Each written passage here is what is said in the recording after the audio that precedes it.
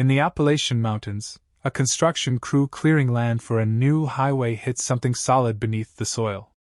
When they dug deeper, they uncovered a wooden structure, an old cabin, perfectly preserved, buried underground.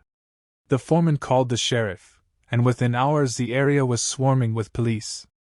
Inside the cabin were 17 sleeping bags laid out neatly, untouched by time. Dust hung heavy in the air, but no bodies were found. One officer whispered, "This is Camp Ashwood, the one that vanished in '89. Flashback to the summer of 1989. Camp Ashwood, a small youth camp run by a local church, surrounded by thick pine forest and a quiet lake. 17 kids, ages 10 to 15, spent their days laughing, swimming, roasting marshmallows around campfires. Among them was Tommy, a shy boy who loved his camera, and Sophie, who never went anywhere without her journal. Their counselor, Mark, a war veteran, kept things strict but fair. The camp felt safe, until the storm came. That night, thunder rolled over the mountains. Rain pounded the cabins, lightning split the sky, and the camp radio died in a burst of static. Mark tried to calm the kids, but a piercing scream echoed from the lake. The counselors ran out with flashlights, finding only ripples in the dark water. By morning, every child was gone. The bunks were empty, the food half-eaten. The 3 counselors vanished the next day, leaving behind only one collapsed tent soaked in blood. The investigation that followed gripped the nation. Parents appeared on TV, begging for answers. Rumors spread about cults and secret rituals. Police found Sophie's diary, but several pages were torn out. Tommy's camera was discovered downstream, and the last photos showed the inside of a cabin, but the door was missing from the frame. Sheriff Robert Haynes led the search for weeks, but no trace of the campers was ever found. His career crumbled under pressure, and he spent the rest of his life haunted by what happened at Camp Ashwood. 25 years later, in 2014, construction workers unearthed that same cabin, sealed deep beneath the earth. Everything inside was exactly as it had been left: sleeping bags, lanterns, a few rusted toys. But there were scratch marks on the inside walls, deep and frantic, as if someone had tried to claw their way out. Beneath a loose floorboard, they found a small metal box. Inside it, Sophie's missing diary pages.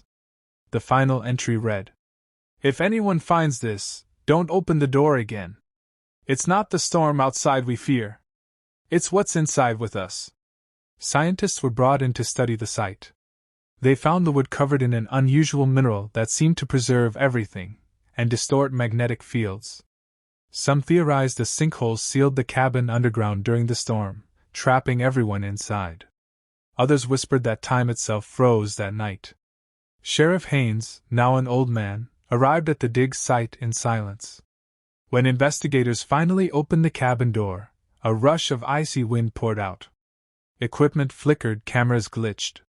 One worker collapsed, muttering that he heard singing.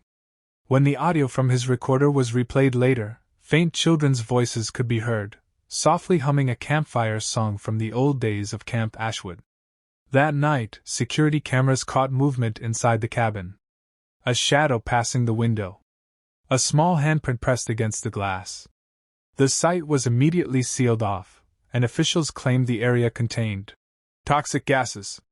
But days later, Haynes disappeared. His truck was found parked near the forest trail, the keys still in the ignition, and a note left on the dashboard that simply read, "They never left." The final image comes from the highway's security camera, a grainy night vision clip showing the woods near the site. Dozens of faint, child-sized figures standing among the trees. Authorities sealed the area, calling it a toxic hazard. But a week later, security cameras on the highway captured something strange: children's footprints, small, muddy, leading from the construction zone toward the forest. The trail ended abruptly, as if the children simply disappeared into the air. And then, one last thing. A construction foreman received a new call on his work phone. The numbers showed no caller ID. He answered, confused. Static filled the line, followed by a faint voice of a young girl whispering, "It's raining again, can you hear us?" The call ended. He checked the timestamp, August 14, 1989. The same day Camp Ashwood disappeared. Subscribe for more intriguing stories.